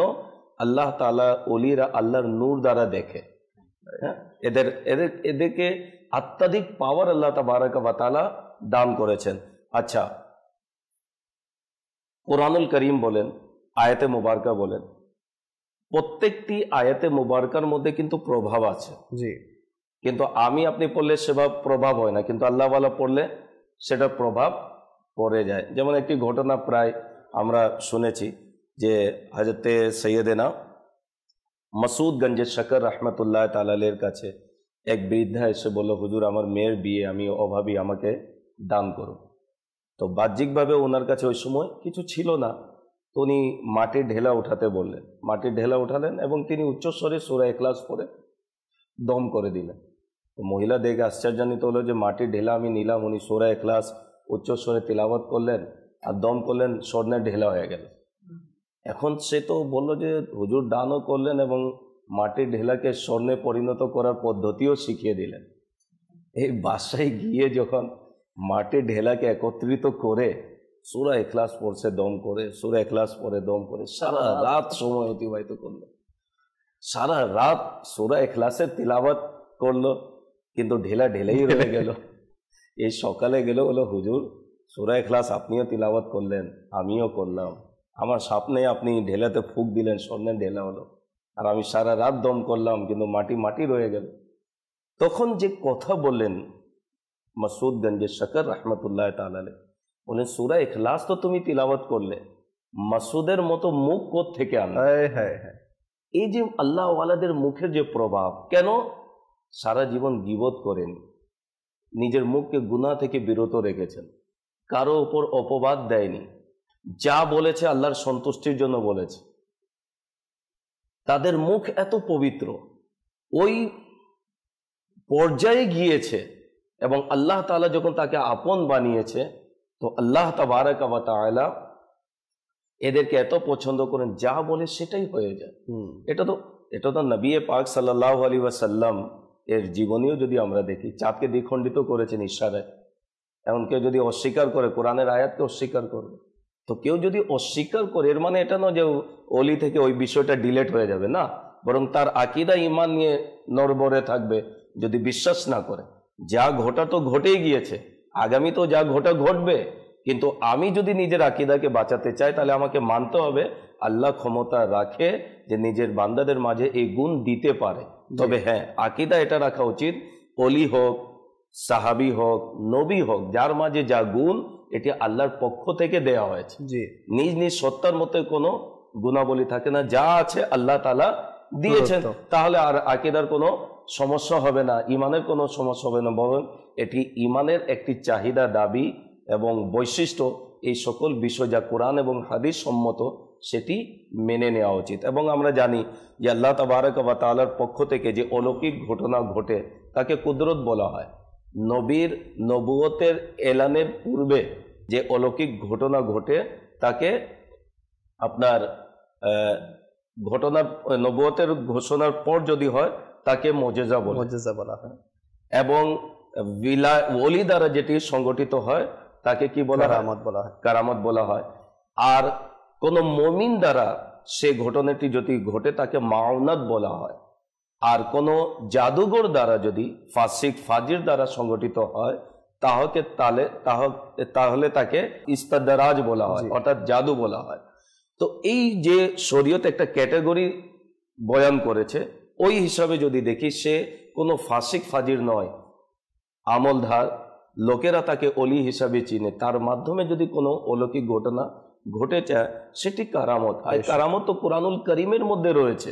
যদি আমরা দেখি সুলেমান আলা নবিগিনা আলী সাল্লাতু সালামের যুগের যিনি অলি ছিলেন হযরতে আসিফ বিন বরখিয়া রাদিয়াল্লাহু তাআলা আনহু, তার ঘটনা কুরআনুল কারীমের মধ্যে রয়েছে, তার কারামত। হযরতে মারিয়াম রাদিয়াল্লাহু তাআলা আনহার ঘটনা, মেহরাবে মারিয়ামের যে ঘটনা, তার কারামত। তো এমনি ভাবে অনেক কারামতের বর্ণনা কুরআনুল কারীমের মধ্যে রয়েছে। তো কারামতকে অস্বীকার করা যাবে না। এখন আমার বুঝে না আসে বিদায় ওটা শরীয়ত সম্মত নয়, এইরকম আকীদা যদি রাখে তাহলে তো তার ইমানই নড়বড়ে রয়েছে, তার ইমান মজবুত হবে না। তো আল্লাহ তাবারক ওয়া তাআলা যাকে যে বৈশিষ্ট্য দিয়েছে যদি সেটি শরীয়ত সম্মত থাকে আমাদের মেনে নেওয়া উচিত। বেশ। তো দর্শকবৃন্দ, আপনারা খুব সুন্দরভাবে এই বিষয়টি নিয়ে আলোচনা শুনলেন। আল্লাহ পাক আমাদের সবাইকে মুজিজা, কারামত এবং যে বিষয়গুলো আছে অলৌকিক বিষয়, আল্লাহ পাকের নেক বান্দা থেকে সংগঠিত হওয়া, তো এগুলোর উপর ঈমান রাখার, বিশ্বাস রাখার সেই তৌফিক দান করুক। কেননা এগুলো ঈমানেরই একটি অংশ। তো যারা এদিক সেদিক কথা বলে তাদের ঈমান নিয়ে প্রশ্ন উঠে যায় যে তাদের ঈমানের হাল কি, অবস্থা কি। আল্লাহ পাক আমাদের সবাইকে সঠিক বুঝ দান করুক। তো দর্শক, দেখছেন অনুষ্ঠান ফয়জানে সাহাবা ও আহলে বাইত। ইমাম হাসান মুজতবা রাদিয়াল্লাহু তাআলা আনহুর মাশাআল্লাহ অসংখ্য অনন্য দিক নিয়ে আলোচনা হচ্ছে। আরও হবে ইনশাআল্লাহ কারীম। একটি শর্ট কালাম শামিল করবে ইনশাআল্লাহ, আমরা বিষয়ের দিকে আবারও যাব। জি। ইয়া হুসেন ইয়া হুসেন ইয়া হুসেন ইয়া হুসেন ইয়া হুসেন, কারবালা শহীদ তোমাদেরকে সালাম, কারবালা শহীদ তোমাদেরকে সালাম, মা ফাতেমার প্রিয় ভাজনদের সালাম, কারবালা শহীদ তোমাদেরকে সালাম, মা ফাতেমার প্রিয় ভাজনদের সালাম।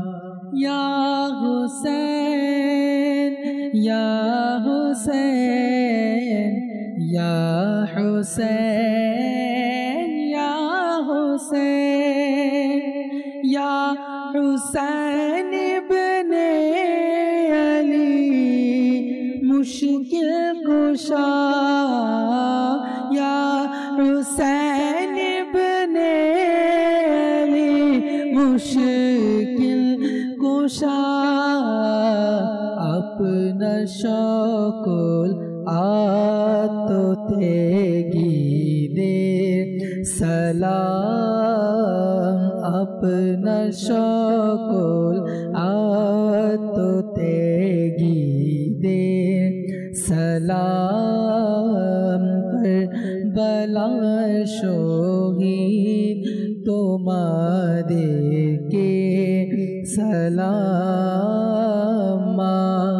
ফাতেমার প্রিয় ভাজন দে সালাম।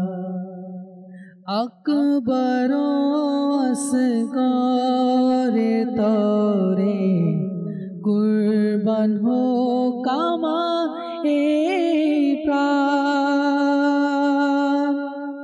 কারবালার প্রান্ত রে যারা দিয়ে দিল যে প্রাণ। কারবালার প্রান্ত রে যারা দিয়ে দিল এই প্রাণ। সেই সকল ইমানদারদেরকে সালাম। সেই সকল ইমানদারদেরকে সালাম। কারবালার শহীদ তোমাদেরকে সালাম। মা ফাতেমার প্রিয় ভাজন দে সালাম। হয়েছে যাদের উপর জুলুম অনাচার, হয়েছে যাদের উপর জুলুম অনাচার। কারবালার দুঃখীদেরকে সালাম। কারবালার দুঃখীদেরকে সালাম। কারবালার শহীদ তোমাদেরকে সালাম। মা ফাতেমার প্রিয় ভাজন দে সালাম।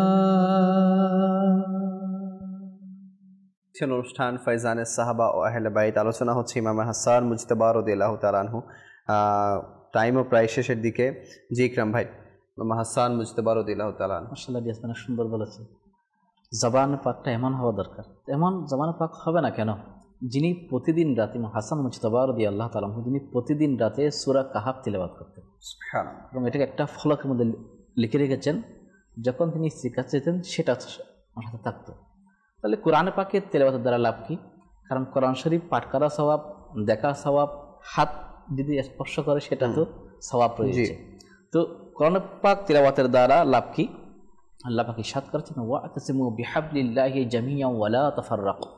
আমরা আল্লাহ পাকের রজ্জুকে শক্তভাবে আঁকড়ে ধরো। এখানে হাবলুন তো রশিটা এভাবে বলা তফসিরের মধ্যে রয়েছে। মোল্লা আলী কারি রহমতুল্লাহ বলেন যে হাবলুন রশির দুইটা প্রান্ত থাকে। একটা প্রান্ত হচ্ছে আল্লাহ পাকের কুদরতের হাতে, আর আরেকটা প্রান্ত হচ্ছে যিনি তেলাওয়াত করেন তার হাতে। যখন বান্দা কোরআন পাকের তেলাওয়াত করেন, ওই রশি দিয়ে আল্লাহ পাকের ফয়েজ ও বরকত বান্দাকে ডাইরেক্ট দান করেন। তো যখন আল্লাহ পাকের ডাইরেক্ট ফয়েজ বরকত যখন লাভ করেন, তখন তার জবান পাক এমন হবে না কেন? এই জন্যই তো ইমাম হাসান মুজতবা রাদিয়াল্লাহু তাআলা যা বলেন আল্লাহ পাক সেটা কবুল করেন। আর নেককার বান্দাদের শান তো এটা, অলৌকিক ক্ষমতা এটা, আধ্যাত্মিক ক্ষমতা এটা। এখন ইন্টারনেট আমাদের জন্য অনেক সহজ করে দিয়েছেন বিষয়টা। কেমনে? যে ক্লিক করার সাথে সাথে এখানে ক্লিক করলাম আর অন্য জায়গায় সাথে সাথে কল চলে যাচ্ছে, ডাইরেক্ট দেখা হচ্ছে। যে আল্লাহর ওলিরা যেটা পর্দা রেখেছেন, ওনারা বেলায়েতের পাওয়ারে পর্দা তুলে দিতেন, আর ইন্টারনেট এটা সহজ করে দিয়েছেন। ক্লিক করার সাথে সাথে এই পর্দা উঠে গিয়েছে, ডাইরেক্ট দেখতেছি, ডাইরেক্ট কথা। তো ওইটা হচ্ছে নেটের পাওয়ার। নেটের পাওয়ার যদি আমরা মানতে পারি, বেলায়েতের পাওয়ার মানব না কেন? কারণ বেলায়েত হচ্ছে আল বেলায়েতু যিল্লুন নবুওয়াত, বিলায়ত হচ্ছে নবুয়তের ছায়া। সুতরাং যারা নেককার বান্দা তাদেরকে আল্লাহ পাক ওই ক্ষমতা দান করেন, যেটা রিয়াজটা বলটা বুখারী শরীফের হাদিস। এটা বুখারী শরীফের হাদিস, সহিহ হাদিস, যে আল্লাহ পাকের ক্ষমতা বলে তাদের চক্ষু আল্লাহ পাকের কুদরত চক্ষু হয়ে যায়। তাহলে ওই চোখ পাওয়ারটা আল্লাহ পাকের পক্ষ থেকে, তিনি দেখবেন না কেন? এখান থেকে ওইখানেই দেখে থাকে। ভারতে এক ব্যক্তি ছিল যে আল্লাহ তাআলার ওলিদের কারামতকে অস্বীকার করত, মানত না। তো আলা হযরতের একজন মুরিদ তিনি তার পিছনে লেগেছিল যে সে যেন এই বিশ্ব থেকে যেন ফিরে আসে, বোঝাতো কিন্তু সে মানত না। হয় অনেকে আছে দেখবেন এরকম আকীদা পোষণ করে বোঝালে বুঝে না। তো সে বলল আচ্ছা ঠিক আছে তুমি চলো আমি যেখানে যাই বড় হুজুরের কাছে, তো তুমি চলো, কোনো প্রশ্ন থাকলে ওনাকে তুমি প্রশ্ন করবে, উনি অনেক বড় মাপের আলিম, বুঝিয়ে দিবে। একদিন সে সাথে চলল। তো রাস্তার মধ্যে সে মিষ্টান্ন দোকান দেখলো। তো তার অমৃত যেটা হয় ওই জেলাপি মনে করেন, খেতে তার ইচ্ছে হলো। তো বললো যে ঠিক আছে যাব একটু জেলাপিটা খেয়ে নি। তো তার বন্ধু বলল যে এখানে না, ওখানে অনুষ্ঠান হয়, তো ওখানে মিষ্টি বন্টন হয়, সেখানে খাবো। খেলো না, চলে গেল। এখন সে আলা হযরতের মাহফিলে অংশগ্রহণ করলো। এখন মাহফিল যখন শেষ, তখন আলা হযরতের দরবারের একটি নিয়ম ছিল যে সৈয়দ বংশ যারা, তাদেরকে মিষ্টি বিতরণে 2টি মিষ্টি দেওয়া হতো, এবং যার চেহারাতে দাড়ি তাকেও 2টি দেওয়া হতো, আর সাধারণ লোক যাকে তাদেরকে 1টা দেওয়া হতো। তো যখন মিষ্টি বন্টনকারী তার দিকে আসছে, তো আলা হযরত দূরে বসেছিলেন, বলেন তাকে 2টা দাও, তাকে 2টা দাও। তো সে বন্টনকারী বলল হুজুর সে তো সৈয়দও না আর তার চেহারা দাঁড়িয়েও না। তো আলা হযরত বলছে যে আসার সময় তার ইচ্ছে করেছিল জিলাপি খাওয়া। আল্লাহু আকবার। তো ওই প্রেক্ষিতে তাকে 1টা দাও, এবং মাহফিলে অংশগ্রহণ করেছে তাকে 1টা দাও। এই যখন দেখলো যে আমরা তো 2 জনের মাঝে কোথাও হয়েছিল, উনি তো ওখানে উপস্থিত ছিলেন না, তখন সে তওবাও করলো, আলা হযরতের হাতে মুরিদও হলো, এবং বিশুদ্ধ আকীদা নিয়ে বিদায় নিল। তো অনেকে আছে যারা মানে না, যখন ঘটে যায় না তখন মানতে সে বাধ্য হয়ে যায়। তো আল্লাহ ওয়ালাদের কথাই আলাদা। তো ইমামে হাসানে মুজতবা রাদিয়াল্লাহু তাআলা আনহু, তিনি তো নবী পাক সাল্লাল্লাহু আলাইহি সাল্লামের নাতি। নিঃসন্দেহে আল্লাহ তাআলা যাকে ভালোবাসেন তো তিনি গুণে গুণান্বিত হবেন না কেন? ইমামে হাসানে মুজতবা রাদিয়াল্লাহু তাআলা আনহু যে দিনের খেদমত করেছে অসাধারণ, প্রায় 6 মাস তিনি খেলাফতে আসীন ছিলেন। তার খেলাফতকে খেলাফতে রাশিদার অন্তর্ভুক্ত করা হয়েছে, যেমন ফারুক আজম সিদ্দিক আকবর ইসলামের প্রথম খলিফা, দ্বিতীয় খলিফা হচ্ছেন ফারুক আজম রাদিয়াল্লাহু তাআলা আনহু, তৃতীয় খলিফা হচ্ছেন উসমানে গনি রাদিয়াল্লাহু তাআলা আনহু, ইসলামের চতুর্থ খলিফা হচ্ছেন হযরত আলী কারামাল্লাহু তাআলা ওয়াজহুল করিম। হযরত আলী কারামাল্লাহু তাআলা ওয়াজহুল করিমের শাহাদাতের পর 6 মাসের জন্য তিনি খিলাফতে আসীন হলেন, এবং যারা ছিল তারা সেখানে তো সবাই বায়াত ওনারা গ্রহণ করেছিল। তারপরে আল্লাহ সন্তুষ্টির জন্য তিনি হযরত আমির মাবিয়া রাদিয়াল্লাহু তাআলা আনহুকে সে দিলেন, এবং ইসলামের প্রথম বাদশাহ হলেন আমির মাবিয়া রাদিয়াল্লাহু তাআলা আনহু। ইমামে হাসানে মুজতবা রাদিয়াল্লাহু তাআলা আনহু তিনি আল্লাহ তাবারাক ওয়া তাআলার ইবাদত এমনভাবে করতেন, কিতাবে আসছে যে তিনি ফজরের নামাজ যখন মসজিদে আদায় করতেন তখন মসজিদে বসে থাকতেন, এবং সূর্য উদিত হওয়ার পর পর্যন্ত তিনি লোকদেরকে মাসলা মাসাইলের শিক্ষা দিতেন। লোকেরা প্রশ্ন করত, তিনি উত্তর দিতেন, এবং চাশতের নামাজ পড়ার পর তিনি মসজিদ থেকে বের হতেন। এই আমলটি তার জীবনে ছিল, এবং মসজিদ থেকে বের হয়ে উম্মাহাতুল মুমিনিন রাদিয়াল্লাহু তাআলা আনহুর বাসায় তিনি যেতেন, অর্থাৎ এক হিসাবে নানি, সবাই ওনার নানি হয়। তো উম্মাহাতুল মুমিনিন রাদিয়াল্লাহু তাআলা আনহুগণ ইমামে হাসানকেও ভালোবাসতেন। যারই বাসায় যেতেন তারা ইমামে হাসান রাদিয়াল্লাহু তাআলা আনহুকে কোনো না কোনো গিফট প্রদান করতেন। তো এই যে ভালোবাসা, নবী পাক সাল্লাল্লাহু আলাইহি সাল্লাম ভালোবেসেছেন, উম্মাহাতুল মুমিনিনগণ ভালোবেসেছেন, স্বয়ং আল্লাহ যাকে ভালোবেসেছেন, তা আমরা ভালোবাসবো না কেন?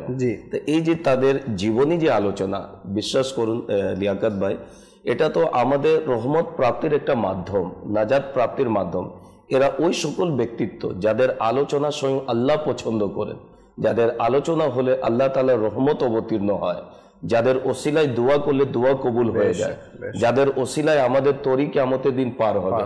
এরা ওই সকল মহান ব্যক্তিত্ব যাদের শাফাতের বিনিময়ে আমাদের জান্নাত মিলবে। এবং আমরা প্রথমে হাদিস শরীফ শুনলাম, নবী পাক সাল্লাল্লাহু আলাইহি ওয়াসাল্লাম যার প্রশংসা স্বয়ং নিজে করেছেন, নবীর মুখে যার প্রশংসা, আল হাসান ওয়াল হুসাইন সাইয়্যিদা শাবাবি আহলিল জান্নাহ, হাসান এবং হুসেন জান্নাতি যুবকদের সর্দার, তিনি তো আমাদের সর্দার। ইনশাআল্লাহ তাদের সাথে আমরা জান্নাতে যাব ইনশাআল্লাহ। তো জান্নাতে যারা আমাদের সর্দার, তো সর্দারের আলোচনা আমরা না করলে কে করবে? এটা তো বরকত পাওয়ার মাধ্যম। তো ইমামে হাসানে মুজতাবা রাদিয়াল্লাহু তাআলা আনহু তিনি ইবাদত বান্দাগি রিয়াজত করে দিন অতিবাহিত করলেন। তিনি দুনিয়া থেকে বিদায় নেবার পূর্বে একটি স্বপ্ন দেখেছিলেন যে তার দুই চোখের মাঝখানে সূরা ইখলাস লিখিতভাবে ভেসে উঠেছে।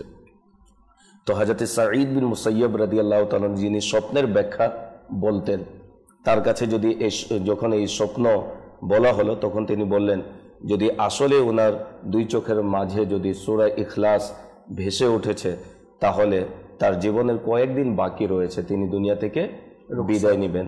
এরপরে ওনাকে বিষ পান করানো হয়েছিল এবং বিষ প্রক্রিয়ায় আক্রান্ত হয়ে বলা হয় যে ওনার শরীরের অর্থাৎ পেটে যে নাড়ি ভুঁড়ি কেটে কেটে বের হয়ে গিয়েছিল। 40 দিন পর্যন্ত তিনি এই যন্ত্রণায় তিনি আক্রান্ত ছিলেন। কিন্তু ইমামে হাসানে মুজতাবা রাদিয়াল্লাহু তাআলা আনহু তিনি মুখ বন্ধ রাখলেন। বারংবার যখন ইমামে হুসেন রাদিয়াল্লাহু তাআলা আনহু তার কাছে গেলেন দেখার জন্য, বারংবার জিজ্ঞেস করলেন যে ভাইয়া আপনাকে কে বিষ দিয়েছে তার নাম বলুন।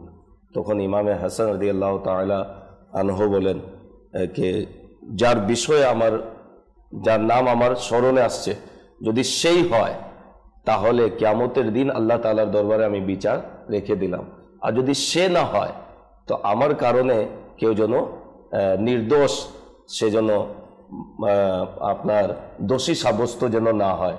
তো এটি পর্দার মধ্যে রাখলেন এবং আমার কারণে মদিনাতুল মুনাওয়ারাতে যেন কোনো রক্তপাত যেন না হয়, এই পবিত্র ভূমির আদব করলেন যে আমার কারণে যেন কোনো বিশৃঙ্খলা সৃষ্টি না হয়। শেষ পর্যন্ত তিনি শহীদ হলেন, তিনিও শাহাদাত বরণ করলেন, শিক্ষা দিয়ে গেলেন। শিক্ষা দিয়ে গেলেন। এই যে ক্ষমা মার্জনা যে একটা বিষয় ওনাদের মাঝে, এটিও যদি দেখি তাহলে ঘর থেকে তরবিয়ত পেয়েছেন যে ছোটবেলা থেকে এই বিষয়টি যে ক্ষমা মার্জনা মাফ করে দেয়া আল্লাহর সন্তুষ্টির জন্যই প্রতিটি আমল তাদের জন্য ছিল। যে বিষ তাকে খাওয়ানো হয়েছে, পান করানো হয়েছে, জীবন দুনিয়া থেকে তিনি বিদায় নিচ্ছেন, সেই মুহূর্তেও তিনি পর্দা রেখেছেন যে যার ব্যাপারে আমার কাছে বারবার মাইন্ডে আসছে, যদি নাম প্রকাশ করি তাহলে যদি সে নির্দোষ হয় তাহলে নির্দোষ ব্যক্তি সে এটা সমস্যার মধ্যে পড়বে। তো বিদায় তিনি প্রকাশ করেননি।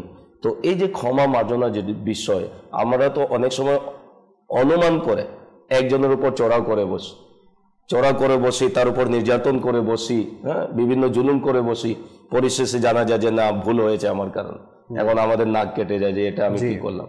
যে এই যে বিষয় তাদের জীবনী থেকে যে পাওয়া যায় ক্ষমা মার্জনা করা, এটা আমাদের জন্য অত্যন্ত আল্লাহর সন্তুষ্টির জন্য এই আমল নিজের জীবনে বাস্তবায়ন করা উচিত। অনেকে আমাদের দ্বারা এমন কাজ করে দেয় যে আমাদের রাগ চলে আসে, কিন্তু আমার ওই সময় রাগে এত পরাভূত হয়ে যায় যে ক্ষমা করতেই জানি না, ভুলেও যায়। তো এই যে উনাদের জীবনের মাধ্যমে যে বিষয়টি আমাদের শিক্ষণীয়, সেটা হচ্ছে আল্লাহর সন্তুষ্টির জন্য ক্ষমা করে দেয়া, মাফ করে দেয়া। পরিশেষে ইমামে হাসানে মুজতাবা রাদিয়াল্লাহু তাআলা আনহু দুনিয়া থেকে বিদায় নিলেন। তো কিতাবে আসছে ইমামে হুসাইন রাদিয়াল্লাহু তাআলা আনহু একটি কিতাবে আছে উনি জানাজা নামাজের ইমামতি করেছেন। একটি কিতাবে আসছে যে ইমামে হুসাইন রাদিয়াল্লাহু তাআলা আনহু হযরতে আবি ওয়াক্কাস রাদিয়াল্লাহু তাআলা আনহুকে ইমামতি করার জন্য করলেন। এরপরে সৈয়দা খাতুনে জান্নাত রাদিয়াল্লাহু তাআলা আনহু এর মাজার শরীফ জান্নাতুল বাকিতে রয়েছে, তার কদমের পাশেই ইমামে হাসানে মুজতাবা রাদিয়াল্লাহু তাআলা আনহুকে সমাহিত করা হয়েছে। ইমামে হাসান এবং হুসাইন রাদিয়াল্লাহু তাআলা আনহুমা চমৎকার একটি ঘটনা, এই যে ছোটবেলা থেকে নেকির দাওয়াতের যে একটা ওনাদের মাঝে এই বিষয়টিও ছিল গুণ। কাউকে যখন শরীয়তের বিপরীত কোনো কাজ করতে দেখতেন তাৎক্ষণিক তাদের আত্মশুদ্ধির জন্য ব্যবস্থা করতেন। কাউকে যদি কোনো আমলের ত্রুটি দেখতেন তো সেটি সংশোধনের জন্য তারা চেষ্টা করতেন। ইমামে হাসান ইমামে হুসাইন রাদিয়াল্লাহু তাআলা আনহুমা ছোট ছিলেন, একজন বৃদ্ধ লোককে দেখলেন যে তিনি অজু করছেন, তো অজু করতে গিয়ে ওনার কিছু সুন্নত মিস্টেক হচ্ছিল। এখন উভয় ভাই তারা নিজেদের মধ্যে বলা বলি করলেন যে উনি চাচা মিয়া অজু করছেন কিন্তু ওনার অজু সঠিক হচ্ছে না। এখন আমাদের বয়সও কম, আমরা যদি ডাইরেক্ট বলি হয়তোবা তিনি রাগান্বিত হয়ে যেতে পারেন। তো ওনার অজুর সংশোধনও হয়ে যাবে, ওনার সম্মানও রক্ষা হবে এবং ওনার সংশোধন হবে। তো তারা উভয়জনে কৌশল অবলম্বন করলেন। কি কৌশল?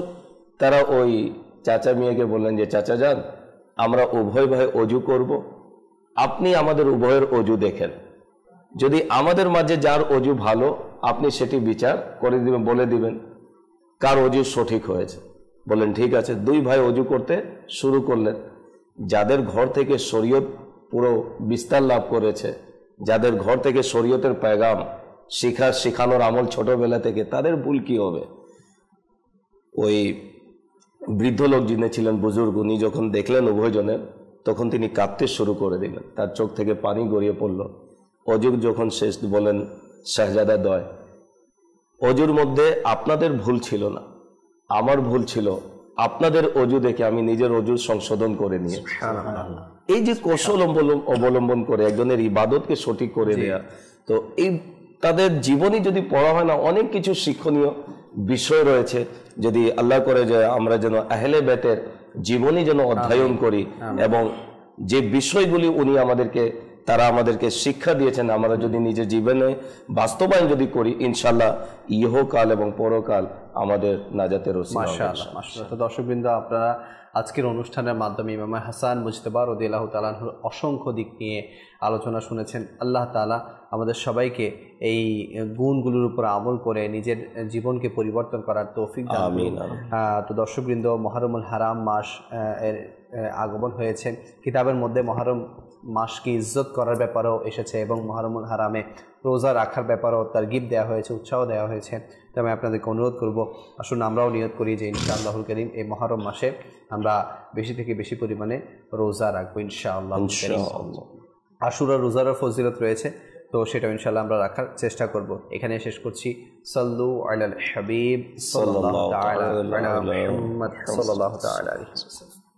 মোদের জান প্রাণ হতে প্রিয় সাহাবা, মোদের জান প্রাণ হতে প্রিয় সাহাবা, সাহাবা সাহাবা আমাদের সাহাবা, নবী চাঁদ হলেন তারকা সাহাবা।